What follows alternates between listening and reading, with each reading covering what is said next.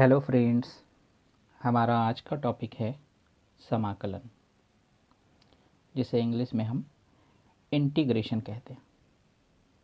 Mathematics में हमने बहुत सारी ब्रांचेस की स्टडीज़ की हैं और जैसा कि मैथमेटिक्स में हमने पाया है कि हर एक टॉपिक का अपोजिट टॉपिक मौजूद रहता है। जैसे कि अगर हम एडिशन की बात करें तो सब्सट्रैक्शन भी है, अगर हम मल्टीप्लिकेशन की बात करें तो डिवीज़न भी है। वैसे ही जब हमने पढ़ा था अवकलन यानी कि डिफरेंशिएशन, तो डिफरेंशिएशन का जस्ट अपोजिट टॉपिक है समाकलन। अर्थात जो कार्य हम डिफरेंशिएशन में करते चले आ रहे थे, हम उसका अपोजिट काम इस समाकलन नाम के चैप्टर में करेंगे। तो देखते हैं क्या होता है इंटीग्रेशन। चलिए देखते हैं। जैसे कि हमें याद होगा, हमने डिफरेंशिएशन में एक सिंबल यूज़ किया था d/dx, और उस d/dx के साथ हम लिखा करते थे y, जहाँ पर y हमारा फंक्शन होता था, फलन होता था। वो x के सापेक्ष भी हो सकता है या अन्य किसी के भी सापेक्ष। हमें ये ध्यान देना होता था कि वहाँ पर कौन सी चीज़ चर है और कौन सी चीज़ अचर है। वैसे ही हमारा इंटीग्रेशन का भी एक रिप्रेजेंटेशन होता है। उस रिप्रेजेंटेशन में ये जो आपको दिख रहा है, इसे इंटीग्रेशन का सिंबल कहते हैं, यानी कि इंटीग्रेशन का प्रतीक। तो जैसे कि हम लिखते थे d/dx ऑफ y, तो इसको हम लिखा करते थे डेरिवेटिव ऑफ y, या फिर हम कहते थे differentiation of y with respect to x। उसी प्रकार से जब हम समाकलन की बात करते हैं, इंटीग्रेशन की बात करते हैं, तो हम इंटीग्रेशन के साइन के अंदर लिखते हैं fx और साथ में लिखते हैं dx। इस पूरे सिस्टम को जब हम एक साथ पकड़ते हैं तो इसे हम कहते हैं इंटीग्रल ऑफ f, जिसमें अगर हम इसे टुकड़ों में देखें तो ये जो आपको नज़र आ रहा है, इसे हम कहते हैं साइन ऑफ इंटीग्रल, यानी कि समाकलन का चिन्ह। ये जो आपको दिख रहा है, ये है इंटीग्रेटेड फंक्शन, अर्थात वो फलन जिसका हमें समाकलन करना है। और तीसरी चीज़ है dx। dx को हम कहते हैं वेरिएबल, अर्थात जिसके सापेक्ष हमें इस समाकलन की विधि को पूरा करना है। जैसे कि डिफरेंशिएशन में हम देखते थे कि हम x की सापेक्षता लेते थे तो हम लिखते थे dx को नीचे। यहाँ पर हम जैसा कि देख रहे हैं, यहाँ पर हमारा dx डिवीज़न में है और यहाँ पर हमारा dx मल्टीप्लिकेशन है। जैसा कि मैंने पहले ही कहा कि समाकलन अवकलन की विपरीत प्रक्रिया है, तो विपरीत प्रक्रिया होने के कारण जो हमारा वेरिएबल है वो यहाँ पर मल्टीप्लिकेशन के रूप में फंक्शन के साथ लिखा हुआ है। जैसा कि मैंने पहले भी कहा कि यह डिफरेंशिएशन की विपरीत प्रक्रिया है, तो विपरीत प्रक्रिया होने के कारण हम इस बात को बहुत अच्छे से समझ लेते हैं कि डिफरेंशिएशन में और इसमें क्या विशेष अंतर होता है। सबसे इम्पॉर्टेंट बात यह है कि हम केवल उन्हीं फंक्शंस का इंटीग्रेशन कर सकते हैं जो खुद किसी न किसी फंक्शन का डिफरेंशिएशन होते हैं। आई रिपीट, हम केवल उन्हीं फंक्शन का समाकलन कर सकते हैं जो खुद किसी न किसी फंक्शन का अवकलन होते हैं। जैसे कि हम इसे 3 उदाहरणों द्वारा समझ रहे हैं। सबसे पहला फार्मूला हमारा लिखा हुआ है d/dx ऑफ साइन x, जो होता है cos x।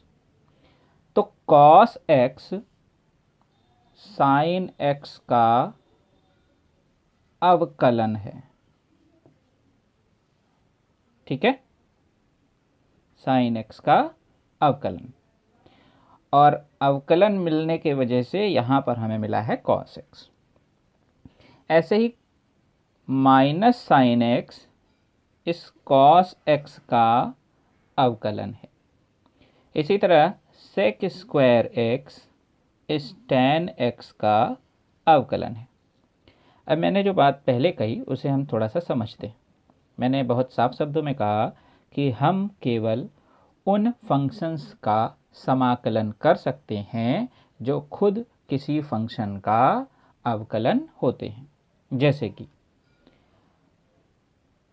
D by d x of sine x is equal to cos x, तो कॉस एक्स इस साइन एक्स का अवकलन है, इसलिए हम इसका समाकलन कर सकते हैं। जैसे कि d by d x of cos x is equal to minus sine x, तो minus sine x cos x का अवकलन है, इस वजह से हम साइन एक्स का समाकलन कर सकते हैं। D by d x of tan x is equal to sec square x, तो जैसा कि हम देख रहे हैं d by d x of tan x is equal to sec square x, तो टेन एक्स का डिफरेंशिएशन सेक स्क्वायर एक्स है, इसलिए हम इस सेक स्क्वायर एक्स का समाकलन कर सकते हैं। लेकिन अभी हम यहाँ पर आपको दे दें डी बाई डी एक्स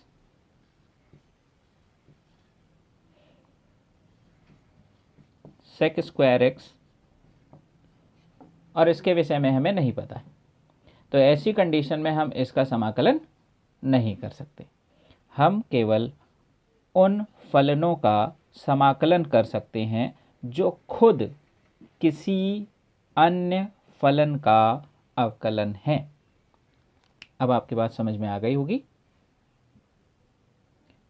समाकलन दो प्रकार के होते हैं। नंबर एक निश्चित और नंबर दो अनिश्चित।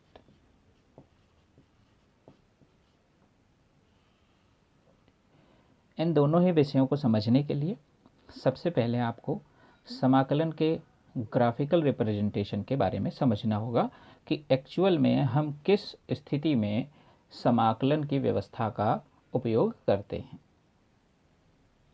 मान लीजिए कि हमारे पास एक ग्राफ है जिसमें हमने दो प्रकार की भौतिक राशियों को चुना।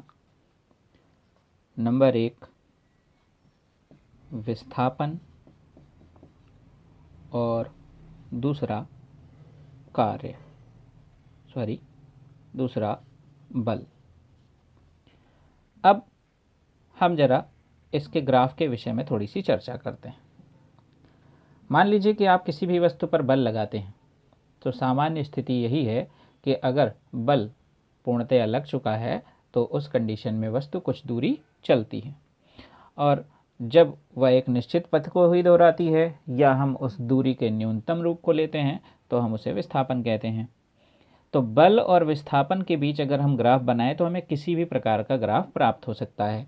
कहीं बल हमने ज़्यादा लगाया तो विस्थापन अचानक से बढ़ गया, और हमने बल कम लगाया तो विस्थापन नहीं हुआ। उसके बाद हमने बल को थोड़ा सा धीरे धीरे और बढ़ाया तो विस्थापन और बढ़ा। बल बढ़ाते गए विस्थापन बढ़ता जा रहा है, और एक जगह हमने बल लगाना रोक दिया, उसके बाद भी विस्थापन हो रहा है, क्योंकि हम लोगों ने न्यूटन के गतिविषयक तृतीय नियम में पढ़ा है कि जब तक कोई बाह्य बल आरोपित नहीं किया जाएगा तब तक वस्तु की स्थिति को परिवर्तित नहीं किया जा सकता।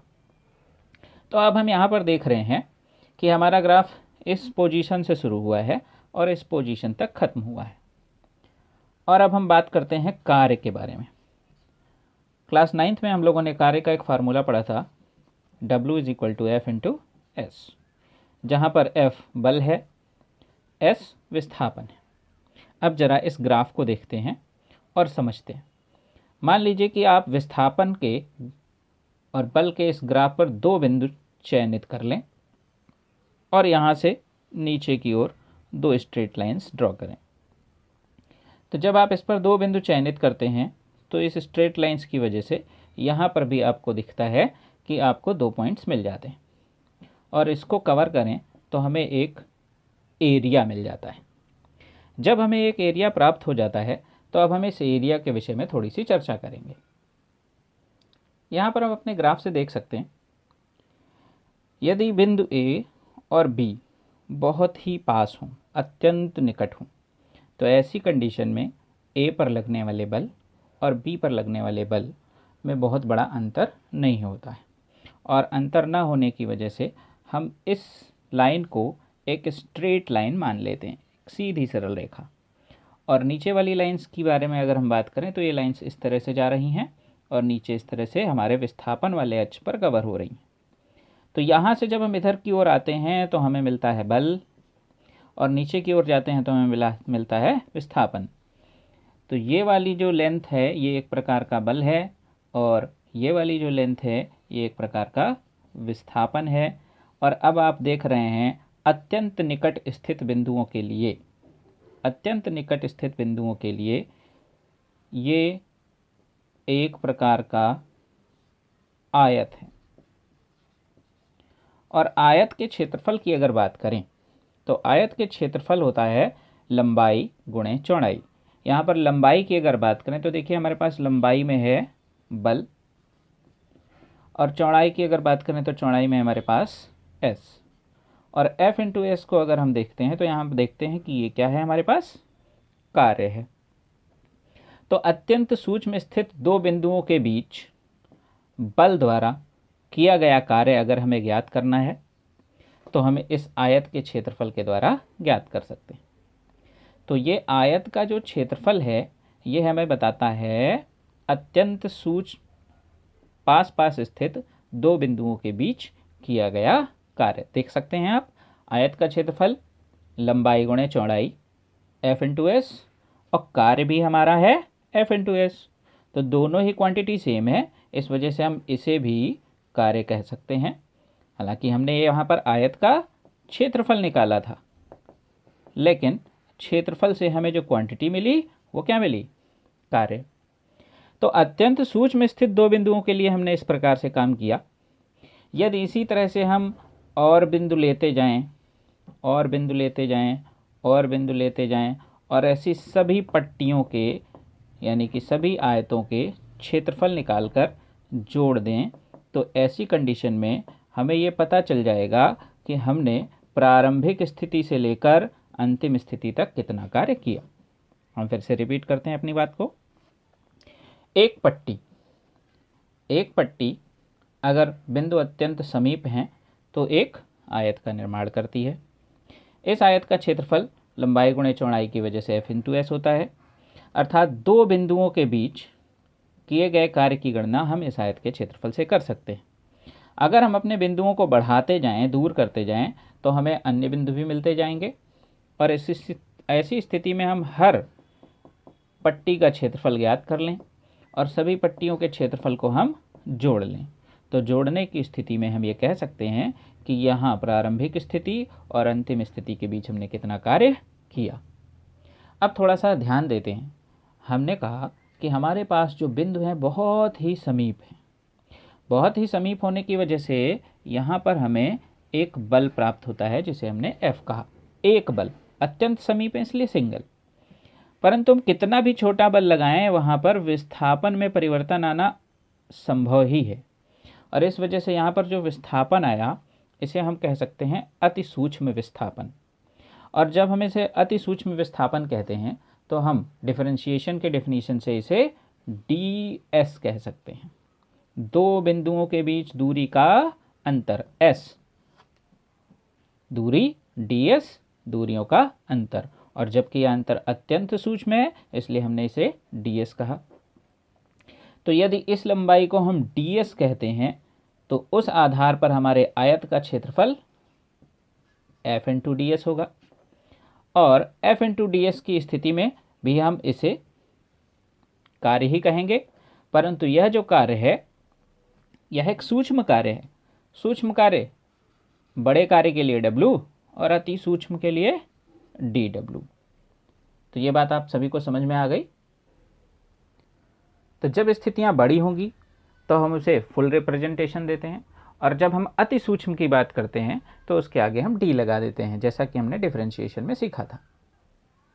परंतु हमें यहाँ पर dW नहीं निकालना है, हमें निकालना है संपूर्ण कार्य। और जब हम संपूर्ण कार्य की बात कहते हैं तो इस आधार पर हम ये कहेंगे कि हमें इन सभी पट्टियों को जोड़ना होगा, या इन सभी पट्टियों के क्षेत्रफलों को जोड़ना होगा। तो जोड़ने की जो प्रक्रिया है उसी का नाम है यहाँ पर समाकलन। जैसे कि डिफरेंशिएशन में हमने कहा डिफरेंस, डिफरेंस का मतलब सब्सट्रैक्शन, सब्सट्रैक्शन का मतलब अंतर। वैसे ही यहाँ पर इंटीग्रेशन को दूसरे शब्दों में सम्मेशन कहते हैं। सम्मेशन का मतलब है सम, सम का मतलब जोड़।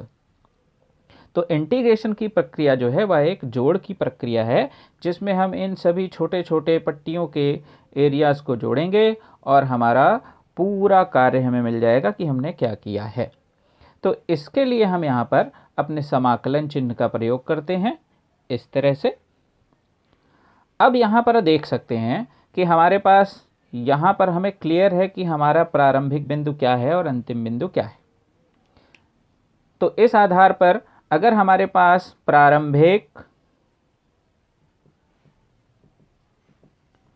और अंतिम बिंदु पता हो तो जो हम समाकलन करते हैं उसे हम कहते हैं निश्चित समाकलन। और अगर हमें प्रारंभिक और अंतिम बिंदु के विषय में ना पता हो तो हम उसे कहते हैं अनिश्चित समाकलन। जैसे कि मैंने आपको एक उदाहरण दिया, मैंने आपसे कहा कि आप अपनी साइकिल से बिंदु ए से बी तक जाते हैं और उसमें आपको कितना कार्य करना पड़ता है। तो बिंदु ए एक निश्चित बिंदु है, बिंदु बी भी एक निश्चित बिंदु है। उस स्थिति में आपने साइकिल पर कितना बल लगाया, आपने कितना डिस्प्लेसमेंट तय किया, ये दोनों ही चीज़ें निश्चित हैं। और आप इस आधार पर एक निश्चित सिस्टम के तहत समाकलन करके, अर्थात बल और विस्थापन का गुणा करके उसके छोटे छोटे अंतरालों को इस प्रकार से जोड़ने का मतलब समेशन का मतलब इंटीग्रेशन करके आप समाकलन कर सकते हैं। परंतु मैंने आपसे कहा कि मैंने देखा कि एक बच्चा साइकिल चलाते हुए जा रहा था। तो एक बच्चा साइकिल चलाते हुए जा रहा था तो वह कहाँ से आया है और कहाँ तक जाएगा यह निश्चित नहीं है, और ऐसी स्थिति में उसके द्वारा किया गया कार्य अनिश्चित होता है। और कार्य के अनिश्चित होने की स्थिति में हम जो समाकलन लेते हैं उसे हम अनिश्चित समाकलन कहते हैं। तो एक बार फिर से हम जरा इस बात को रिपीट करते हैं। हमने बल और विस्थापन के बीच एक ग्राफ चुना। इस ग्राफ पर दो बिंदु लिए जो कि बहुत पास हैं। अत्यंत पास होने के कारण ये जो दो लाइनें हैं ये इतनी पास पास होंगी कि एक ही बिंदु पर इकट्ठा हो जाएंगी, जिससे हमें एक बल प्राप्त होगा। परंतु विस्थापन तो आपको प्राप्त होना ही होना है, चाहे आप जितना छोटा बल लगाएं। तो ऐसी स्थिति में एक सूक्ष्म विस्थापन, इस लंबाई का नाम हमने रख दिया ds, और इस आधार पर हमने आयत का क्षेत्रफल निकाला। आयत का क्षेत्रफल निकाला तो हमें मिला W बराबर F इंटू एस से F इंटू डी एस, क्योंकि अभी ये ds है। तो यह एक सूक्ष्म कार्य है, इसलिए हमने इसे dW लिखा। इंटीग्रेशन का मतलब होता है समेशन, जिसमें हम इस तरह की सभी पट्टियों को अगर जोड़ लेते हैं तो हमें पूर्ण कार्य प्राप्त हो जाएगा। तो इस वजह से हमने यहाँ पर इंटीग्रेशन किया। इस इंटीग्रेशन में यदि इनिशियल और फाइनल पोजीशन क्लियर है तो हम इसमें निश्चित समाकलन का उपयोग करेंगे, और अगर इनिशियल और फाइनल पोजीशन क्लियर नहीं है तो हम अनिश्चित समाकलन का प्रयोग करेंगे। तो आइए सबसे पहले हम सीखते हैं अनिश्चित समाकलन। अनिश्चित समाकलन में जब भी हम किसी भी प्रकार के फलन का किसी भी चर के सापेक्ष समाकलन करते हैं तो उससे भी हमें कोई ना कोई फलन प्राप्त होता है। जैसे कि f(x) का इंटीग्रेशन मान लेते हैं थोड़ी देर के लिए g(x) प्राप्त होता है। तो इस कंडीशन में ना तो हमें इनिशियल कंडीशन पता है और ना ही हमें फाइनल कंडीशन पता है। इस वजह से हम इसके साथ में एक कांस्टेंट लगा देते हैं जिसे हम कहते हैं c। हम अभी आगे उदाहरण द्वारा समझेंगे कि हम इस कांस्टेंट का उपयोग क्यों करते हैं और किस वजह से हमें यहाँ पर कांस्टेंट को लगाना पड़ता है। लेकिन फ़िलहाल हम देख लेते हैं, यदि किसी भी फलन का किसी भी चर के सापेक्ष समाकलन g(x) है तो अनिश्चित स्थिति में हम उसके साथ एक कांस्टेंट को जोड़ते हैं। तो हम समझते हैं यहाँ पर सबसे पहला रूल समाकलन का, रूल नंबर 1, जैसे कि हम लोगों ने देखा था डिफरेंशिएशन में, वैसे यहाँ पर इंटीग्रेशन में भी x की पावर n लेते हैं। डिफरेंशिएशन में हमने लिखा था d/dx, dx वहाँ पर डिवीज़न में था और यहाँ पर dx को हम मल्टीप्लिकेशन में लेकर आते हैं। और इस सूत्र का अगर हम उपयोग करते हैं तो हमारा आंसर आता है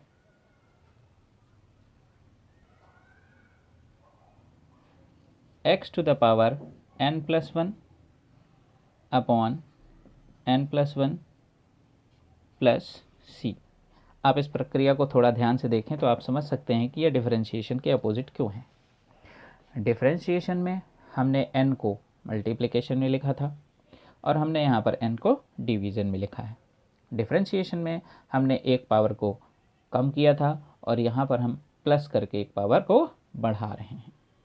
तो चलिए हम देखते हैं इसका उपयोग और इसी माध्यम से हम समझते हैं कि यह c क्यों आता है। तो देखिए, जैसे मैंने लिखा इंटीग्रेशन ऑफ x³ dx, तो इस सूत्र का उपयोग करेंगे x की घात n, n के स्थान पर आपको 3 दे रखा है, +1 अपॉन में आ जाइए n के स्थान पर 3 +1 प्लस साथ में हमने क्या लगाया c, which is equal to x to the power 4 upon 4 plus c। तो अब हम समझते हैं कि यह c कहाँ से आता है और क्यों आता है। जैसा कि मैंने पहले भी बताया कि समाकलन अवकलन का विपरीत प्रक्रिया है और मैंने पहले भी 2 बार इस बात को स्पष्ट रूप से कहा था कि हम केवल उन्हीं फलनों का समाकलन कर सकते हैं जो स्वयं किसी न किसी का अवकलन होते हैं। अर्थात ये जो आपको दिख रहा है ये किसी न किसी फंक्शन का अवकलन है, इसलिए इसका हमने समाकलन किया।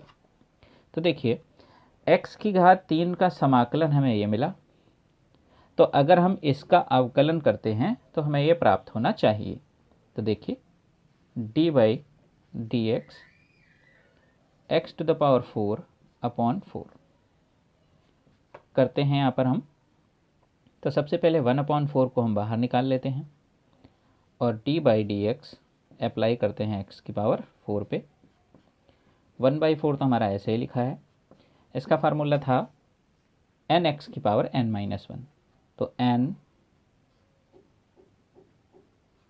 यानी कि 4 x की पावर n-1। तो देखिए ये 4 और 4 कैंसिल हो गया और यहाँ पर हमें मिला 4 - 1 3। तो यहाँ पर आप देख रहे हैं कि x की पावर 4 अपॉन 4 का अवकलन x³ है और x³ का समाकलन x की पावर 4 अपॉन 4 है, परंतु अभी भी यहाँ पर c एक्स्ट्रा है। तो हम देखते हैं कि यह c क्यों आ रहा है। हम इस डिफरेंशिएशन की प्रक्रिया को एक बार फिर से दोहराते हैं। d/dx x की पावर 4 अपॉन 4 प्लस 5। जैसा कि हम जानते हैं यह d/dx इस पर भी अप्लाई होगा और इस पर भी अप्लाई होगा। जब इस पर अप्लाई होगा तो हमने 1/4 बाहर कर लिया, d/dx x की पावर 4 पे लगाया और फिर यही d/dx 5 पर अप्लाई हो गया। अब यहाँ पर देखते हैं 1/4 4 x टू द पावर 4 - 1 और ये जो हमारे साथ लिखा हुआ है ये एक कांस्टेंट है जिसको हमारा डिफरेंशिएशन क्या मिलेगा 0। और इस आधार पर जब हम इसको सॉल्व करेंगे तो 4 और 4 कैंसिल हो गया और यहाँ पर 4 - 1 हमें मिल गया 3x³। तो हम यहाँ पर देख रहे हैं x की पावर 4 अपॉन 4 प्लस 5 का अवकलन x³ है और जब हम केवल इसको लेते हैं तो भी यह कितना होता है x³। इसलिए यह निश्चित नहीं है कि इस x³ के साथ यहाँ पर यह 5 उपस्थित है अथवा नहीं उपस्थित है। तो इसकी उपस्थिति संशय में रहती है, इस वजह से हम यहाँ पर एक कांस्टेंट लगा लेते हैं। मैं फिर से रिपीट करूँगा अपनी बात को कि यहाँ पर हम देख रहे हैं कि 5 उपस्थित है और अवकलन x³ मिला। 5 उपस्थित नहीं है फिर भी अवकलन x³ मिल रहा है। तो समाकलन में यह निश्चित नहीं होता कि इस फंक्शन के साथ 5 उपस्थित है अथवा नहीं है, क्योंकि मैंने पहले भी कहा हम केवल उन्हीं फंक्शंस का समाकलन कर सकते हैं जो स्वयं किसी फंक्शन का अवकलन होते हैं। तो x की पावर 4/4 प्लस 5 का अवकलन भी x³ है और x की पावर 4/4 का अवकलन भी x³ है। इस वजह से हम यहाँ पर एक कांस्टेंट को अप्लाई कराते हैं जिसे हम कहते हैं c। चलिए कुछ अन्य उदाहरणों से इस फॉर्मूले का और एप्लीकेशन करते हैं। जैसे कि हमने यहाँ पर लिया सबसे पहले 0 इंटू dx। तो 0 इंटू dx ये बहुत ही इम्पोर्टेंट है, आपको इसे समझना पड़ेगा। जब 0 है तो हमारे पास कुछ भी नहीं है। कुछ भी नहीं होने का अर्थात है, मतलब है कि आपको इस स्थान पर कुछ नहीं मिलने वाला है, परंतु इस स्थान पर कौन सी संख्या लिखी है यह निश्चित नहीं थी, इसलिए आपको इसका समाकलन मिलेगा c। c का अर्थ यहाँ पर है कांस्टेंट। तो 0 dx का समाकलन c यानी कि कांस्टेंट। देखते हैं केवल dx। अगर हमने केवल dx लिखा है इसका मतलब हमारे पास लिखा है 1 dx। अगर हमारे पास 1 dx लिखा है इसका मतलब हमारे पास लिखा है x to the power 0 dx, क्योंकि किसी भी संख्या की घात जब शून्य होती है तो उसका मान 1 होता है। अब हम अपने इस सूत्र का प्रयोग इस पर करते हैं। तो देखिए सबसे पहले हमें लिखना है x, हमने लिख लिया। यहाँ पर हमारे पास पावर है n, यहाँ पर भी पावर है n, और हमारा जो n है वो इस समय शून्य है तो हमने शून्य कर दिया, प्लस n प्लस 1 लिखा है तो हमने 1 ऐड कर दिया। अपॉन में आते हैं, फिर से n प्लस 1, n हमारा शून्य है, प्लस 1, तो यहाँ से देखिए 0 प्लस 1 1 अपॉन में 1 which is equal to x। तो integration of dx is equal to x, और साथ में हम क्या अप्लाई करेंगे यहाँ पर plus c। Is it okay? जैसे कि हमने लिखा इंटीग्रेशन ऑफ dw, तो देखिए dx का हमें मिला x प्लस सी, तो dw का मिलेगा हमें w प्लस सी। हमने लिखा इंटीग्रेशन ऑफ dp, जहाँ पर p प्रेशर को बिलोंग कर सकता है तो ये हो गया p प्लस सी, या p मोमेंटम भी हो सकता है। मोमेंटम का अर्थ है संवेग, जैसे आप लोगों ने इसे पढ़ रखा है। तो ऐसे ही अगर हमने लिखा dy, तो dy का हमें मिलेगा y प्लस सी। तो पहला टर्म है 0 dx, जिसमें हमें सिर्फ और सिर्फ कांस्टेंट मिलता है, क्योंकि यहाँ पर हमें कोई भी फंक्शन लिखकर नहीं दिया गया है। परंतु अगर हमें dx लिख के दिया गया है तो dx में भी x की पावर 0 छुपा हुआ है, dw में w की पावर 0 छुपा हुआ है, dp में p की पावर 0 छुपा हुआ है और dy में y की पावर 0 छुपा हुआ है। इसलिए हम इस रूल का उपयोग करके इसका समाकलन देखते हैं, हमें x मिलता है तो dw का w मिलेगा, dp का p मिलेगा और y का dy का y, और साथ में हम सबको क्या जोड़कर चलना है? कांस्टेंट, क्योंकि यह कैसा समाकलन है? अनिश्चित। कुछ अन्य उदाहरणों द्वारा भी हम इसे समझेंगे। Integration of x to the power 5 dx, तो सबसे पहले x की power 5 plus 1 upon 5 plus 1 which is equal to x to the power 6 upon 6। Integration of x to the power -4 dx, तो यहाँ से देखिए x की पावर -4 प्लस 1 अपॉन -4 प्लस 1, तो यहाँ से देखिए -4 प्लस 1 आपको मिलेगा माइनस का, और x की पावर -4 प्लस 1 हो गया -3। ऐसे हम देख सकते हैं y की पावर 6 dy, तो ये देखिए आपको मिलेगा y की power 6 plus 1 upon 6 plus 1 is equal to y to the power 7 upon 7। तो अब आपको पहला रूल बहुत अच्छे से समझ में आ गया होगा।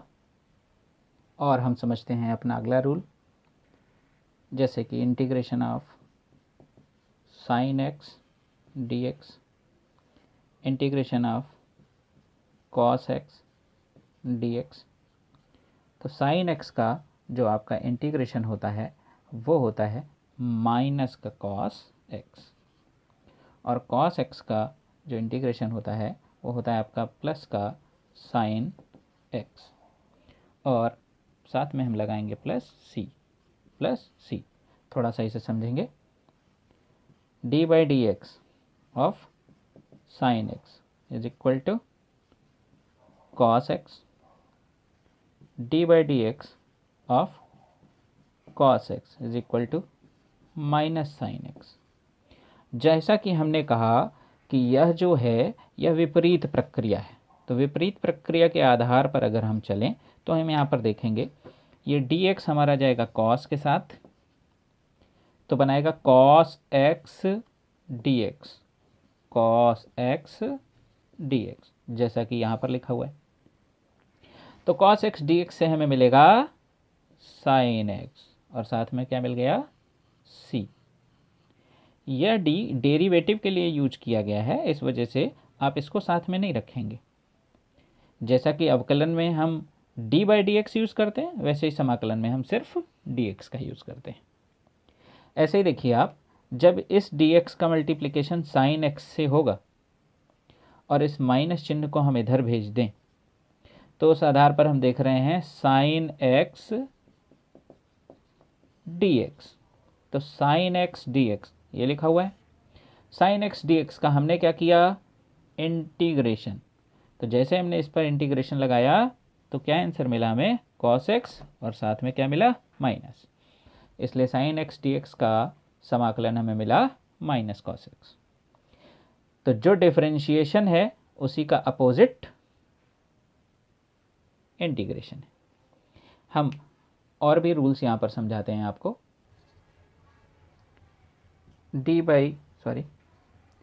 Integration of tan x dx संभव नहीं है।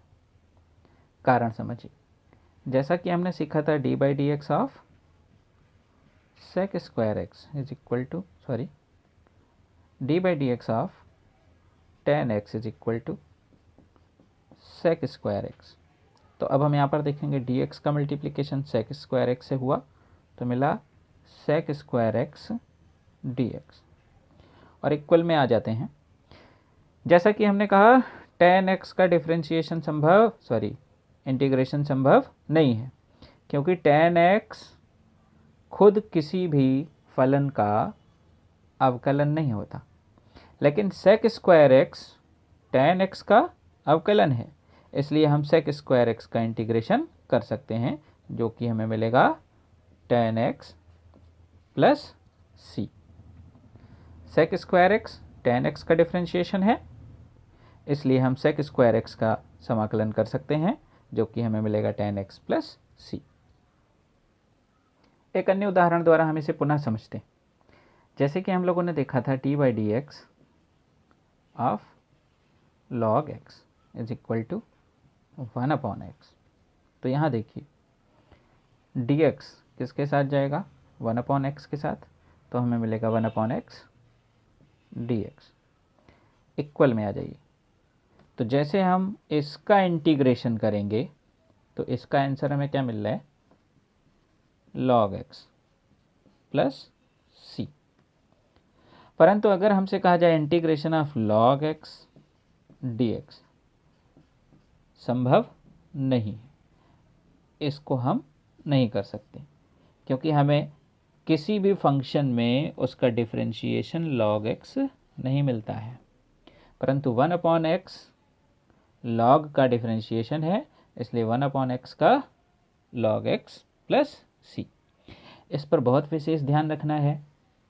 मैं यहाँ पर इसकी चर्चा इसलिए कर रहा हूँ, थोड़ा सा इसे समझिए। जैसे कि यहाँ पर लिखा है 1/x, तो हो सकता है आपके दिमाग में आए और आप इसे x⁻⁻1 dx करें और आप कहें कि आपके पास n की जगह पर -1 लिखा है और आप अपना रूलिंग लगाएं x⁻n dx का।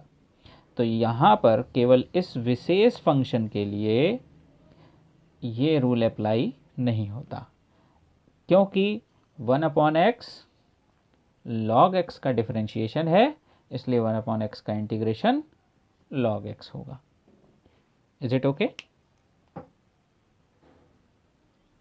तो ये हमारे समाकलन के फार्मूले हैं जिसका हम उपयोग अलग अलग फंक्शंस में करेंगे। इन्हें आपको ध्यान में रखना है। फार्मूले जितने ज़्यादा क्लियर होते हैं, जितना ज़्यादा याद रहते हैं, क्वेश्चंस भी उतना ही अधिक आसान लगते हैं। इसलिए आप सभी लोग फार्मूले हमेशा याद रखें, इस बात पर विशेष ध्यान रखें। इन फार्मूलों के अंतर्गत भी हम कुछ रूल्स का अध्ययन करेंगे और हम चलते हैं अपने पहले रूल की ओर। तो हमारा पहला रूल है कांस्टेंट मल्टीपल रूल। यह भी सेम वैसा ही है जैसा कि हम डिफरेंशिएशन में यूज़ करते चले आ रहे थे। जैसे कि हमने लिखा integration of c f(x) dx, जहाँ पर c एक कांस्टेंट है। तो सबसे पहले हम c को बाहर कर लेते हैं और इंटीग्रेशन कराते हैं f(x) का। जैसे कि हमने लिखा इंटीग्रेशन ऑफ 5x⁴ dx। तो यहाँ पर हम देखेंगे सबसे पहले हम 5 को बाहर कराएंगे और हम इंटीग्रेशन कराएंगे x⁴ dx का। और इसमें हम रूल लगाते हैं 5x⁵ यानी कि 4+1 अपॉन 4+1, और साथ ही में हम यहाँ पर लिखेंगे c। तो देखिए ये हो गया 5x⁵ अपॉन 5 + 5c। ये 5 और ये 5 आपका कैंसिल हो जाता है, x⁵ आपको मिल जाता है प्लस ये c एक प्रकार का कांस्टेंट है। जैसे कि कोई संख्या मान लीजिए ये 4 है, तो 4 में जब हम 5 से गुणा कराएंगे तो हमें मिलेगा 20, और 20 भी एक टाइप का नंबर है, इसलिए इसे भी हम कांस्टेंट कहेंगे। तो हम इसे 5c न लिखकर केवल c लिख देते हैं, क्योंकि c रिप्रेजेंट करता है केवल एक कांस्टेंट को। तो अभी आप समझ में आ रहा होगा कि कांस्टेंट मल्टीपल रूल में हमें सबसे पहले कांस्टेंट को बाहर करना है और शेष उन्हीं फार्मूलों के साथ काम करना है। कुछ और एग्जांपल्स भी हम लेते हैं यहाँ पर, देखिए integration of 5 sin x dx। तो सबसे पहले 5 को बाहर किया, integration of sin x dx। 5 बाहर है, sin x का माइनस cos x पिछले रूल्स के अकॉर्डिंग, और साथ में हम प्लस c लगाएंगे। तो ये हमें मिलेगा -5 cos x + 5c, जिसको हम 5 cos x + c लिख सकते हैं। तो रूल फर्स्ट आपको समझ में आ गया होगा, और हम चलते हैं अपने अगले रूल की ओर, जो है rule number 2, sum and difference rule. ये भी काफ़ी आसान है, बस आपको फार्मूले ध्यान रखने हैं और फार्मूला का एप्लीकेशन कराना है।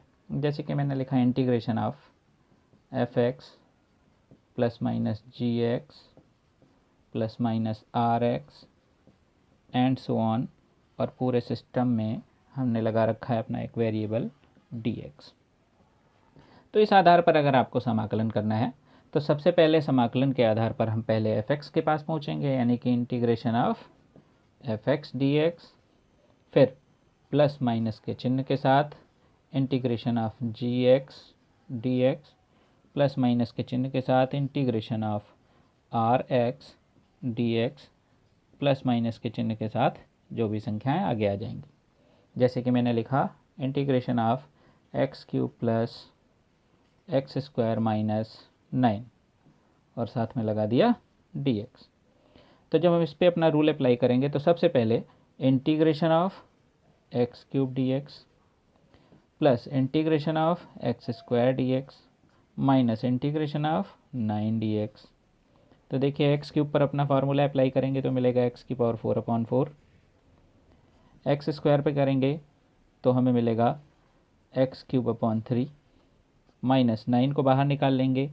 हम पहले भी देख चुके हैं, dx का करेंगे तो हमें क्या मिलेगा x, और साथ में यहाँ से एक कांस्टेंट, यहाँ से भी एक कांस्टेंट, और यहाँ से भी एक कांस्टेंट, सभी जगह से कांस्टेंट हो गए 3, और तीनों कांस्टेंट को हम जोड़ें या घटाएं तो ऑल ओवर हमें वहाँ से फिर से एक कांस्टेंट मिलता है, इसलिए हम साथ में एक सिंगल सी यहाँ पर लगा देते हैं, अर्थात इसमें इसका, इसका और इसका तीनों का कांस्टेंट सम्मिलित है। तो ये रूल भी आपको समझ में आ गया होगा। अब हम चलते हैं अपने रूल नंबर 3 पर, जो कि है सब्स्टिट्यूशन रूल। जैसा कि कई बार होता है कि एक जो फंक्शन है वो कई सारे फंक्शंस से मिलकर बनता है, और कई सारे फंक्शंस से मिलकर बने होने के कारण हमें उसे एक सिंगल फंक्शन में कन्वर्ट करना होता है, और उस कन्वर्जन के बाद हम अपने फंक्शंस को इंटीग्रेट कर सकते हैं। जैसे कि हम एग्जाम्पल के तौर पे देखते हैं, इंटीग्रेशन ऑफ x + 9⁴ dx, और हमें इसे इंटीग्रेट करना है। तो देखिए, हम यहाँ पर सब्स्टिट्यूशन रूल के तहत सबसे पहले क्या करेंगे कि आपका जो फंक्शन लिखा है इसमें x + 9 है, यानी कि 2 टर्म्स हैं। हम इसे एक सिंगल टर्म में कन्वर्ट करने के लिए थोड़ी देर के लिए मान लेते हैं कि x + 9 = u। तो जैसे कि हम यहाँ पर देख रहे हैं, हम अपने x + 9 के स्थान पर u पुट करने वाले हैं। तो हमने x + 9 की जगह पर u लिख लिया, और अब आप देख रहे हैं कि इसकी पावर 4 है, तो हमने इस पर पावर 4 लगा दिए। परंतु अब आप देख रहे हैं कि इसके आगे लिखा है dx, तो इस बात को थोड़ा ध्यान से समझिए। जब आपका फंक्शन x में था तो आपको दिया हुआ था dx, यदि फंक्शन y में होगा तो आपको दिया जाएगा dy, और सब्स्टिट्यूशन करने के कारण आपका फंक्शन कन्वर्ट हो चुका है u के रूप में, इसलिए आपको यहाँ पर चाहिए du। तो ये तो पता है कि x + 9 = u है, परंतु ये नहीं पता है कि dx = du है अथवा नहीं। तो इसमें हमने डिफरेंशिएशन में लास्ट में इक्वेशंस का डिफरेंशिएशन सीखा था, कुछ याद है आपको? ओके। तो इक्वेशंस के डिफरेंशिएशन में हमने ये देखा था कि हम दोनों तरफ की लेफ्ट हैंड साइड और राइट हैंड साइड का डेरिवेटिव निकालते थे, जिसमें हम कोई सापेक्षता का प्रयोग नहीं करते थे। तो देखिए, ये एक समीकरण है और हम इसका डिफरेंशिएशन करेंगे। तो देखिए, x का डिफरेंशिएशन dx, 9 कांस्टेंट है, इसका डिफरेंशिएशन 0, u का डिफरेंशिएशन du। तो अब आप देख सकते हैं यहाँ पर आपको मिल रहा है dx = du। तो अभी आप इस dx के स्थान पर यहाँ पर du लिख सकते हैं। तो अब देखिए, एक सिंगल फंक्शन के रूप में कन्वर्ट हो चुका है। अब हम इसका इंटीग्रेशन करते हैं अपने रूल के आधार पर। x की पावर n = x की पावर n + 1, यानी u की पावर 4 + 1 अपॉन 4 + 1, और साथ में लगाएंगे एक कांस्टेंट। तो यहाँ पर हमें मिल गया है u⁵ upon 5 + c, but this is not the answer, क्योंकि हम फिर से अपने u का वैल्यू पुट करेंगे, और हमारा u है x + 9। तो हम यहाँ पर लिखेंगे x + 9⁵ upon 5। Is it okay? चलिए, एक और एग्जाम्पल, जो कि बहुत अच्छा एग्जाम्पल है इसको समझने के लिए। जैसे कि हमारे पास लिखा है integration of √1 + y² * 2y dy। तो देखिए, हमारा फंक्शन y में है, तो हमें वेरिएबल y दिया हुआ है और हमें इसके सापेक्ष इसका समाकलन कराना है। तो हम सभी लोग जानते हैं, यहाँ पर अगर देखा जाए तो ये कोई होल स्क्वायर नहीं बन सकता, इसलिए इसे रूट के बाहर नहीं निकाला जा सकता। रूट के बाहर ना निकालने की वजह से यहाँ पर मिलेगा 1 + y² की पावर 1/2, जिसका फार्मूला हमें नहीं पता है, और इस वजह से हम इस सिस्टम को बाहर निकालना चाहते हैं। तो इस सिस्टम को बाहर निकालने के लिए हमने क्या किया कि इसी सिस्टम को हमने कुछ ना कुछ मान लिया। Let 1 + y² = u। तो जैसे हम इसकी जगह पर ये रखेंगे इंटीग्रेशन में, तो 1 + y² की जगह हमने रखा u², sorry it is u²। तो जैसे हम इसको जगह पर u² रखते हैं, तो इस आधार पर हम देखेंगे। चलिए, मैं अपनी बात में थोड़ा सा संशोधन करता हूँ, मैं इसे सिर्फ u ही रखता हूँ, और देखेंगे हम इसे किस तरह से सॉल्व करेंगे। तो जैसे ही हम इसकी जगह पर u रखेंगे तो अंडर रूट का मतलब होता है पावर 1/2 और 1 + y² की जगह हमें रखना है u, परंतु यहाँ पर आ रहा है 2y और dy। इसके स्थान पर क्या रखा जाए, ये यहाँ पर सन से बना हुआ है।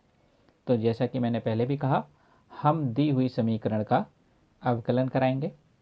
अवकलन का मतलब डिफरेंशिएशन, जो रूल आपने पहले पढ़े हैं। तो देखिए 1 का डिफरेंशिएशन 0, x की पावर n यानी y की पावर n का 2y और साथ में dy is equal to du। तो अभी आप देख सकते हैं हम 2y dy पूरे सिस्टम की जगह पर क्या लिख सकते हैं, du लिख सकते हैं। तो हमने इस 2y dy की जगह लिख लिया du।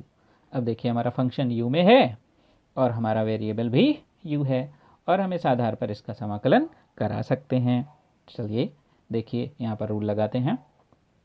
u की पावर 1/2 + 1 अपॉन 1/2 + 1, तो ये हमें मिल गया 1/2 + 1 u की पावर 3/2 अपॉन में 3/2। आप इसको सरल करके इस तरह से लिख सकते हैं 2/3 u⁻³ तो बात आपकी समझ में आ गई है कि जब एक से अधिक फंक्शंस हमारे पास हों तो वहाँ पर हम सब्स्टिट्यूशन का रूल का यूज़ करते हैं।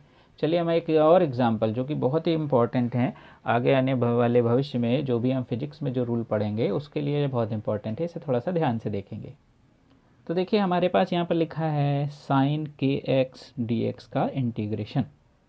हमारे पास जो रूलिंग है वो sin x का है, न कि sin kx का। k का मतलब 1 2 3 4 कोई भी टर्म ऐसा हो सकता है जो कि एक कांस्टेंट हो। तो इस आधार पर सबसे पहले हमें इसे kx को रिमूव करना है। तो let kx is equal to u। अब इसका हम डिफरेंशिएशन करेंगे। तो डिफरेंशिएशन रूल में हम कांस्टेंट को बाहर कर देते हैं। x का डिफरेंशिएशन dx और u का डिफरेंशिएशन d हो जाएगा। तो यहाँ से देखिए dx की जगह पर हम लिख सकते हैं, इसके को नीचे भेजते हैं 1/k du। k कांस्टेंट है, इस बात पर थोड़ा सा ध्यान रखिएगा। तो हम dx की जगह पर ये लिख सकते हैं और kx की जगह पर u लिख सकते हैं। तो इस आधार पर अगर हम इसे बदलते हैं तो हमें मिल जाएगा sin u और dx की जगह पर हमें मिलेगा 1/k du।